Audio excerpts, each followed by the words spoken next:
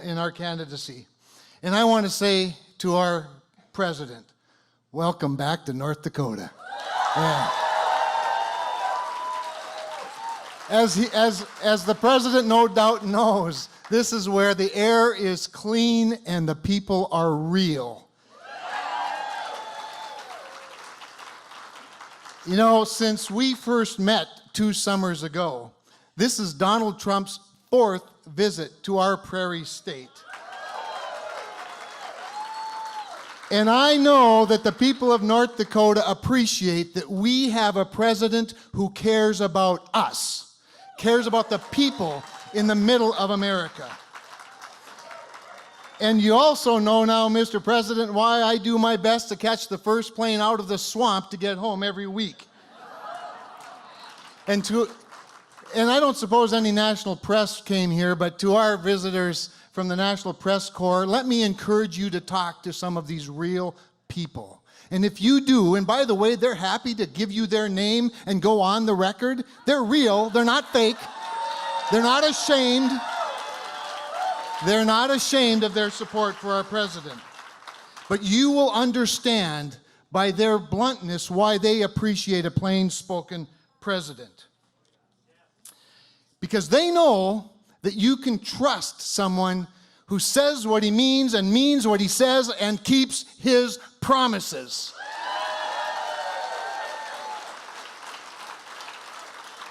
Promises like cutting taxes for every American, especially the middle class. Promises like rebuilding our military, restoring law and order, rolling back regulations on our farmers and ranchers, getting out of the way of our business leaders and job creators.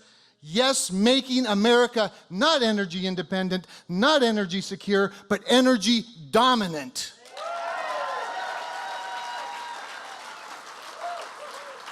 And yes, a president who fulfilled that very important promise to appoint judges and justices who interpret the laws instead of making the laws. And so thank all of you for your support for President Trump and your support for my candidacy. And with that, ladies and gentlemen, I present to you your president, our president, the president of the United States of America, President Donald J. Trump. And I'm proud to be an American, where at least I know I'm free. And I won't forget the men who died, who gave that right to me. And I gladly stand up next to you and defend her still today. 'Cause there ain't no doubt I love this land. God bless the USA. Thank you. Oh, what a group of people. What a state. This was a big winner for us, wasn't it? This was a big one. That was a great victory. And I just want to thank you. Governor's here. Doug, where are you? Doug? Okay, come on, Doug. Look at him. See? He gave up the good location so you could have a good location. Thank you very much, Doug, and very much, Catherine, for being here. We appreciate it. And you have a man who's here who's a special friend of mine. Works with us so hard on all of the tax cuts and the regulation cuts and all of the things we do. Your great Senator, John Hoeven. John? Where's John? Thank you, John. And Mikey, thank you very much for being here. We really appreciate it. And Kevin is special. I have to tell you, I came for Kevin. I've been here for Kevin. I asked Kevin to do it. He was the one that could do it. He's the one that you love in this state. And I said, it's time, and I think you're going to do fantastically well. And you know how well he's doing. He's really doing a fantastic job. So I just want to thank him for going into the race. And, you know, if you look at what he and Chris have done in a short period of time, they've really turned it around. And they're leading. I won't even tell them by how much. Okay? I don't want to tell them by how much. I don't want to tell him by how much, but he's doing great. That's all I want to say. Always assume you're down by 1 point. It's the best, right? That way you work real hard. I want to thank also, thank you. I want to thank also Kelly Armstrong, who's here someplace. Kelly, thank you, Kelly. running for Congress, and also really out there, a very popular, very outstanding person, and thank you very much. You're going to do fantastic, Kelly. Appreciate it. And Rick Berg, who's the head of the Republican Party. Rick, thank you very much. Thank you, Rick. So we have a very simple, well-defined task. We want to have strong borders. We want to have low taxes. We want to cut the hell out of regulations. We want, and by the way, we want regulations. Somebody, very popular guy here was just interviewing me. You know who I'm talking about, great guy. And he said, what do you think of President Obama's speech? And I said, I'm sorry, I watched it, but I fell asleep. I found he's very good for sleeping. I think he was trying to take some credit. He was trying to take credit for this incredible thing that's happening to our country. If the Democrats got in, I have to say this to President Obama, and it wasn't him, but would have been the same thing. If the Democrats got in with their agenda in November of almost 2 years ago, instead of having 4.2 up, I believe, honestly, you'd have 4.2 down. You'd be negative. You'd be in negative numbers right now. You'd be in negative numbers. We were heading south, and you look at those bad numbers that were there in the last couple of years, it was this way and going in the wrong direction. It was the weakest recovery in the history of our country since, I guess, to be totally specific, because I'm not sure they've gone any further, since the Great Depression in the 20s. It was the weakest recovery we've ever had. It's barely a recovery. And now this is called, not recovery, this is called rocket ship, what's happened. And today numbers came out, and this is something that makes me happy. The numbers were great. The job numbers were great. The numbers have been incredible, almost from the beginning. It took me a few months to get the engine started. And we did that with regulation. I mean, we did that by freeing it up. You had pipelines that couldn't be built. I immediately approved them. Dakota. How about Dakota access? That was a very unfair situation. And, you know, I approved it. I thought there'd be protests. Nobody called me. They just built the pipeline. It's been working ever since. A lot of jobs. It was very unfair. They got their approvals, and then they said, you have your approvals, but you can't build it. You'll never be able to build it. And I was told they would never be able to build it. I approved it on day one. On day one, it was approved. The same thing with Keystone. I approved Keystone. Total of 48,000 jobs, but more importantly, 2 great projects. And we approved them both immediately, and you would have been stuck. You would have been stuck. You were never getting that approved. And so many people thank me for that. I guess more importantly, though, when I walked in, I was walking in with Kevin Cramer and walking through the door, and a strong man came up to me, tough kind of a guy, and said, I want to thank you, Mr. President, for saving our country. And he had tears coming down his eyes. This wasn't just a statement, because he had tears coming down, unless he was a real wise guy. But he had tears coming down his eyes, and he said, I want to thank you, Mr. President, for saving our country, and I want to thank you for all of the horrible things that you have to go through, because it's so unfair to you, and it's so unfair to all of the millions and tens of millions of people that voted for you. It's true. Thank you. Thank you.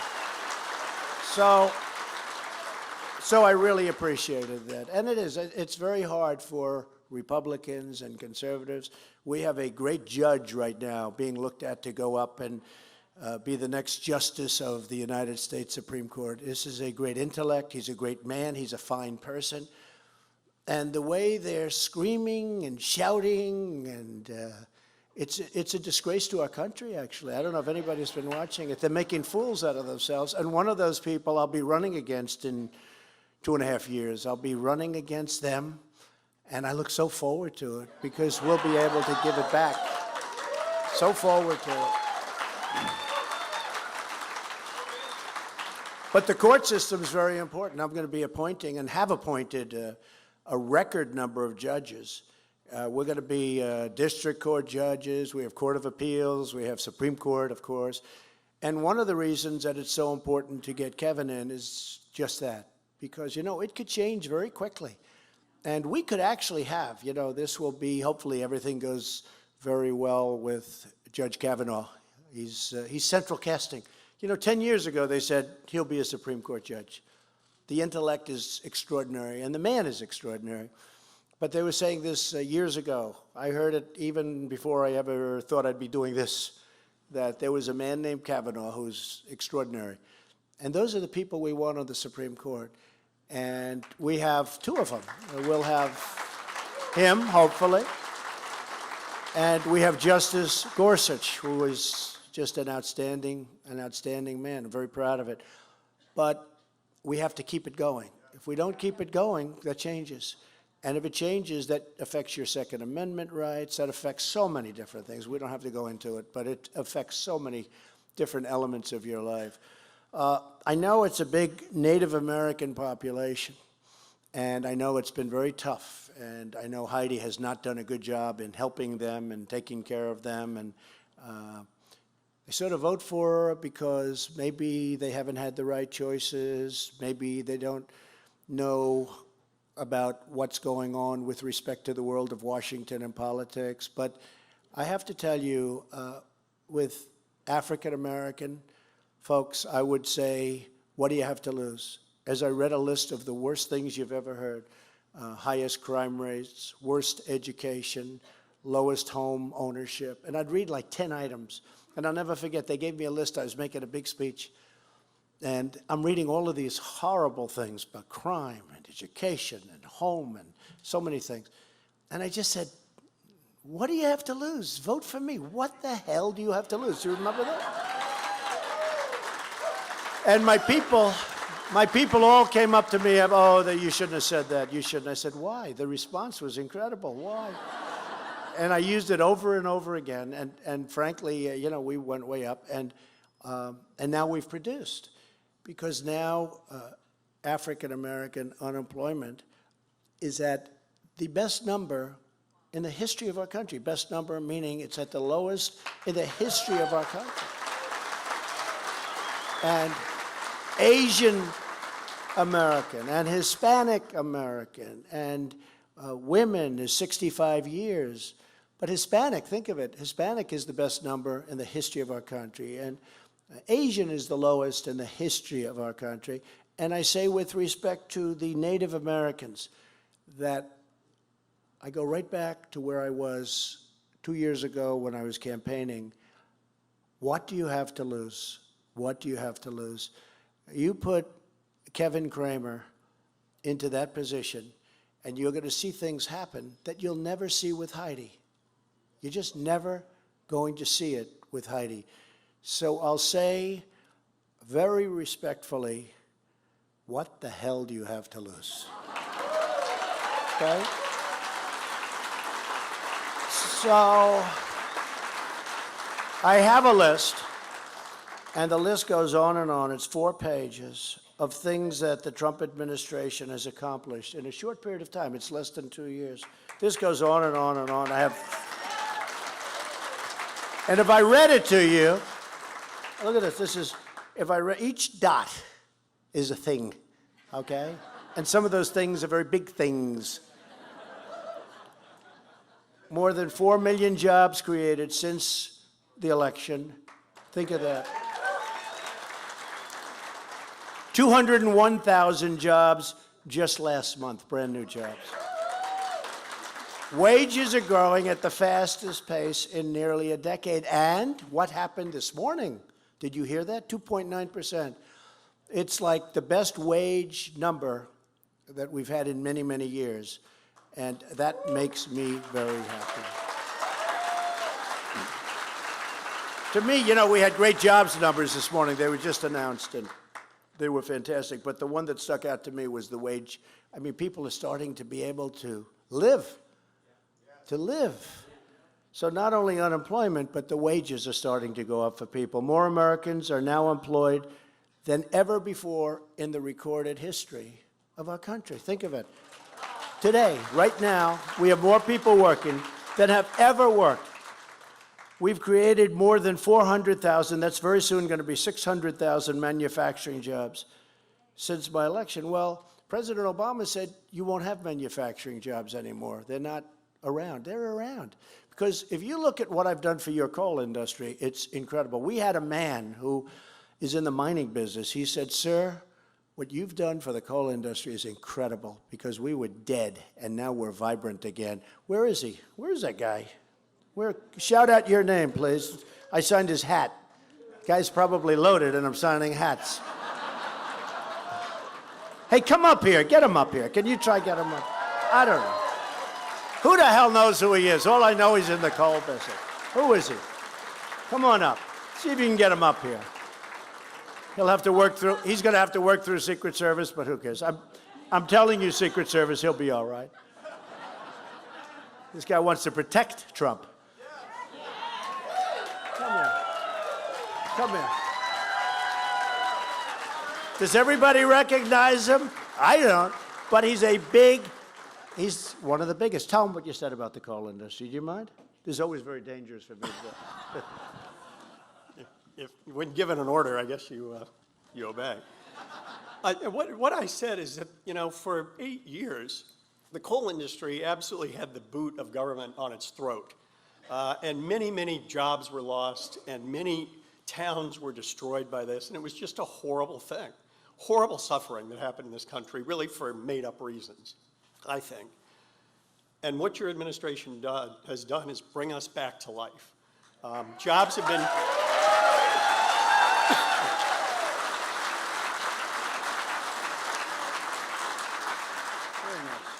Jobs have been created. You know, families now have an opportunity to provide for themselves and have a great future in educations, and small towns in North Dakota and other places really survive because they've got a great coal mine, they've got a great power plant, and it's, you know, it's what America's about.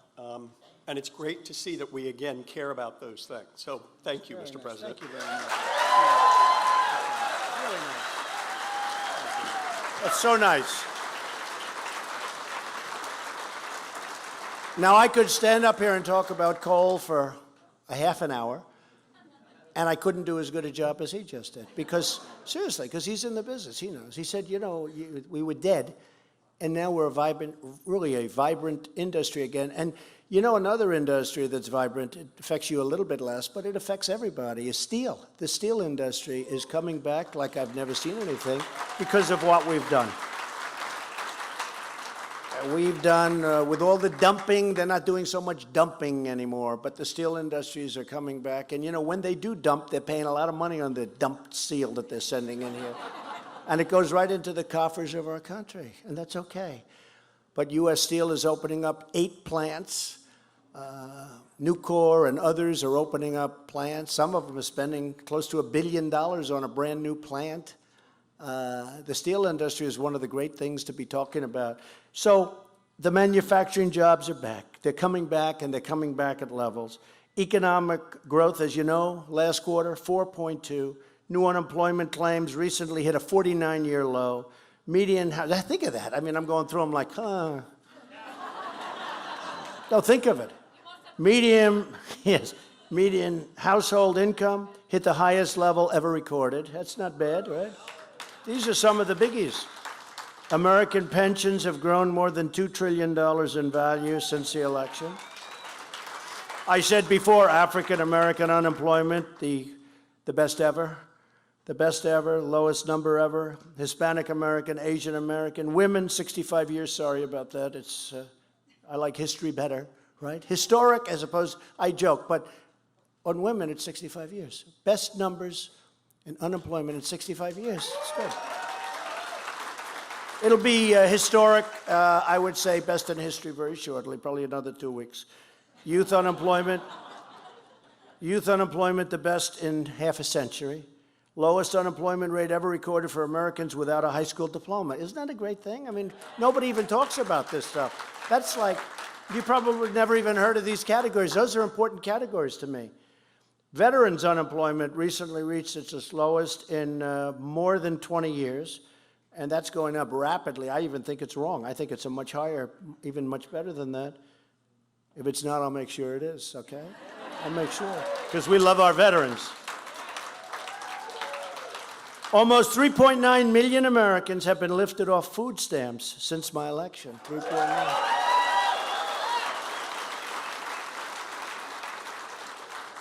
So Medicare, if you look at what the Democrats are doing, they're going to destroy Medicare, and they're going to destroy your Social Security. We're going to save your Social Security. We're going to keep it. We're not going to touch it. Did you see when I campaigned, I was the only one that said, we're not touching your Social Security. They'd say, how are you going to do it? I said, growth. We're growing faster than even I projected, although I thought we'd be around that number. Most other people, if I would have said it during the campaign, they would have laughed me off the stage. They've been trying to do that for a long time. That hasn't been working too well, has it? And we're going to grow a lot faster. You know, the fact is we're doing well, and you got the 4.2s. We're going to go much higher than that. Most people would have said 4.2, that'll take years to get there. Well, it didn't take years to get there, very quick. And last time we were at 3.2, and everybody was shocked. I said, it's going to go much higher. It's going to go much, much higher than anybody believes. You know, when we fix the trade deals, that has a big impact. We're losing $100 billion with Mexico. We're losing anywhere from 25 to 50 billion with Canada. You know, even though Canada likes to say we have no deficit, they're smart in saying that. They have a sheet out that it's $98.2 billion, okay? Their sheet. But they don't show us that sheet. That's meant for other reasons. But they showed $98.2 billion. We're working on a deal with Canada. We'll see if it's good. If it's a good deal for us, if it's good for them, I want it to be good for everybody. But we cannot continue to get ripped off like we've been ripped off before. Our farmers are very important to me. Our farmers, and you're great patriots. Honestly, you're really great American patriots, and it takes a little time. But China wasn't letting you in for peanuts. And the European Union has been very, very tough on you. They have barriers. They have trade barriers. They sell us, but we aren't allowed to go in there. I said, we can't do that. And if you're going to do that, we're going to tax your cars, because that's very easy.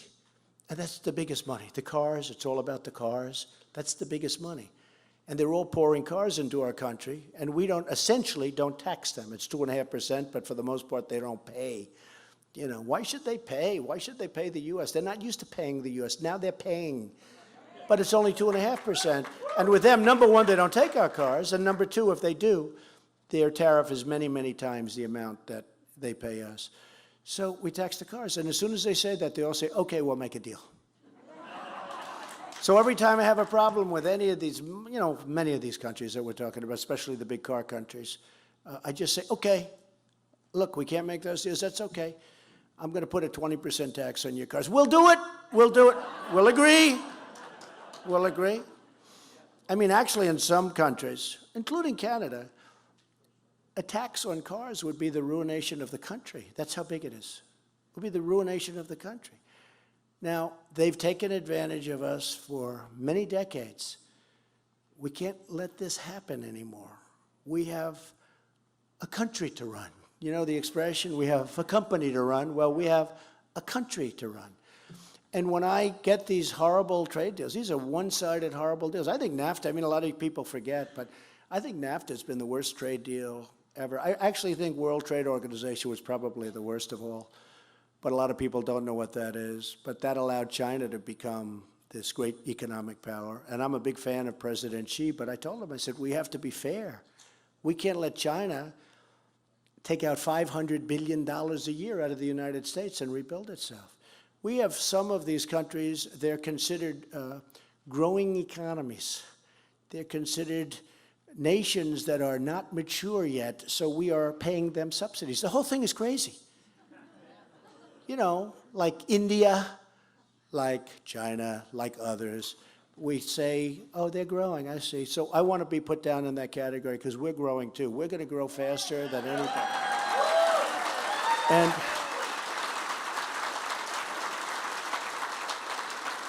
you know, they call them developing nations. Well, we're a developing nation too. Okay, we are. As far as I'm concerned, we're a developing nation. They call themselves developing nations, and under that category, they get subsidies. We have to pay them money. The whole thing is crazy. But we're going to stop it. We're going to stop it. We have stopped it. And when we're securing militarily, John Kelly is here, General Kelly, he's great. When we're securing the wealthy countries from outside harm because we're paying for their military, I think it's fine, but they got to pay us for this. We're watching the whole world, and they take it for granted. For years and years, we've been protecting these countries. They're making a fortune. They've had very little military cost. We have the biggest military cost in the world. Most of it goes to protecting outside countries, some of whom don't even like us. I mean, we're protecting countries that have, I got to say, they do have respect for us now, but they didn't have any respect for us. And they got to pay. They got to pay, you know, when they're wealthy. Now, we are going to protect some people that need help, and that's okay. That's understandable. We all understand that.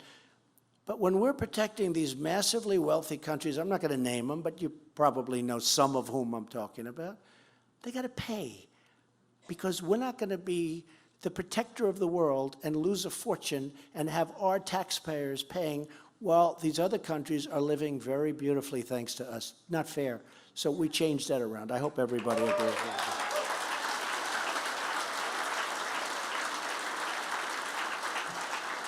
And by the way, then this idiot Woodward, who wrote this book, which is all fiction, said that I said something like that, but he put it in a very crude manner.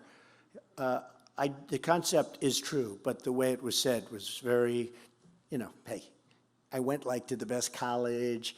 I did lots of good. I mean, you read this thing, the quotes were wrong. All these, John Kelly, General Mattis, they're all writing, I never said that. You know, well, it's fiction.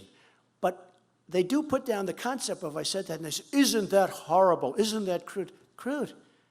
You know what? I want to have our nation protected, and I don't want to be taken advantage of by other countries in the world. And you know what? They respect us more when they have to pay their bills, and they can afford to pay their bills, and it's going to make a big difference for our country. You wait, you watch, you see.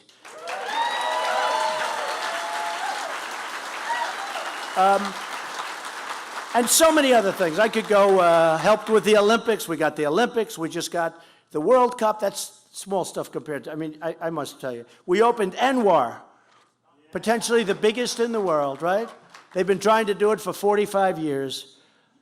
We have a record number of regulations eliminated in the history of this country in less than 2 years. I've cut more regulation than any other president, regardless of how long they've served. And I think that might have been just as important as the tax cut. Regulatory relief for community banks. They were dying, the community banks. Now they can loan you money. Make a good deal, please. We enacted all sorts of different elements for credit unions to come, so they make it possible for you. My administration is providing more affordable health care options for Americans through association health plans and short-term duration plans. We have all sorts of health care. We actually had it beaten, but that's a long story. We repealed and replaced, but we'll do it. We'll do it. We had it done, but something happened. But we need, frankly, you're right. Heidi's vote would have been great if we had Heidi's vote, but she voted against it. But we got, if you remember, the individual mandate was wiped out. So we wiped out the individual mandate, which is the most unpopular part of Obamacare. We wiped it out.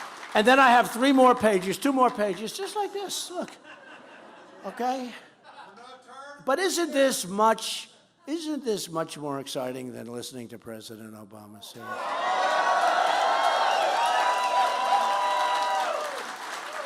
Because we get things done. All of this, like the gentleman from the coal industry. I mean, I've had that from so many people. I've had it from so many other industries. What we're doing for timber and lumber, what we're doing for so many other industries, what we're doing for cars. Plants are moving back to the United States. They're coming into Michigan. They're going into Ohio. They're going into Pennsylvania. They're going into North Carolina. We have a lot of them coming back in. Tremendous. And we have just started. One of the things I wanted is I don't want our companies, and I just insist on, I don't want our companies moving to other countries, firing everybody, losing these great companies and losing these great jobs. And that's the thing I'm most insistent on with trade deals. We did Nafta. Our country emptied out. They still have empty places up in New England, these big factories that are all empty. They went and moved to Mexico and other places, but they moved to Mexico. So I could go on and reached so many different things. We've started the wall. It's moving along. Kevin is a big fan. Kevin's a big fan of the wall.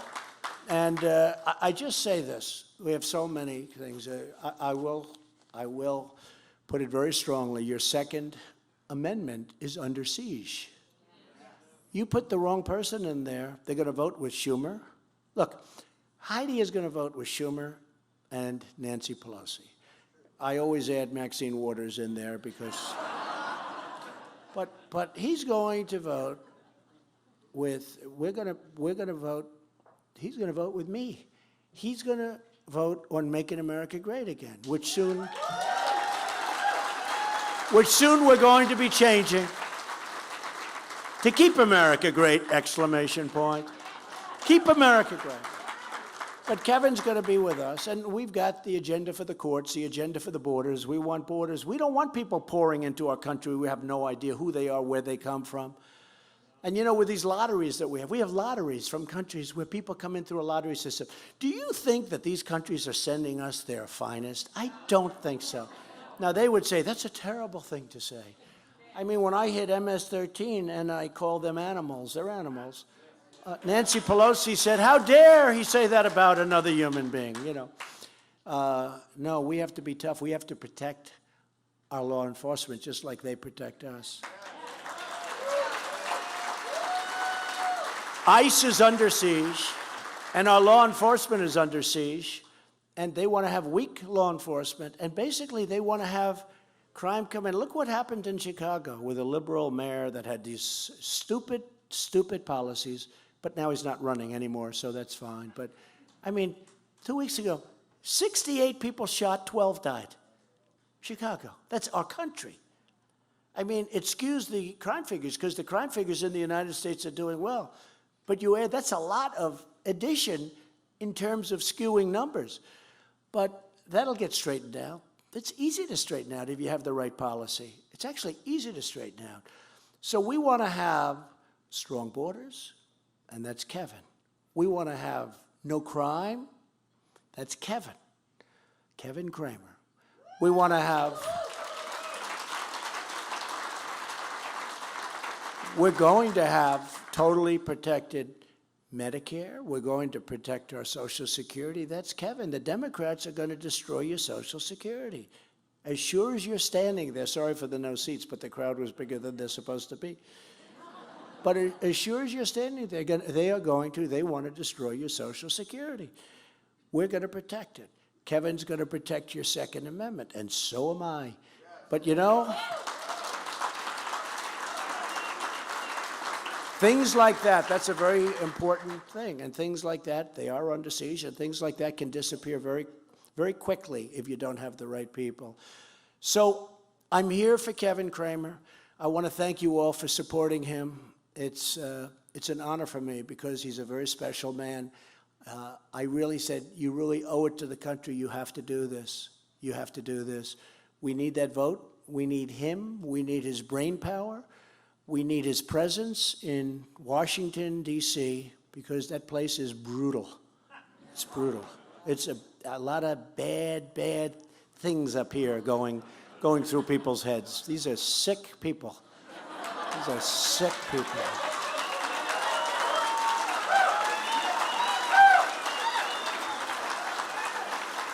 I mean, the deceit and some of these Democrat senators, oh, Mr. President, how are you? I'm such a fan, blah, blah, but then I see him on television 10 minutes later. We must get rid of this guy. I say, wait a minute, I just said hello to the guy 15 minutes ago. He's hugging and kissing me. He's hugging, he's kissing, and then he's talking. These people, it's bad. I used to say real estate guys in New York, they're really tough. Now I say they're babies. They're babies. But we need Kevin there. We have to have him. So I'm here for him. I honor him, and I honor you for helping. Thank you all very much. Thank you. Thank you.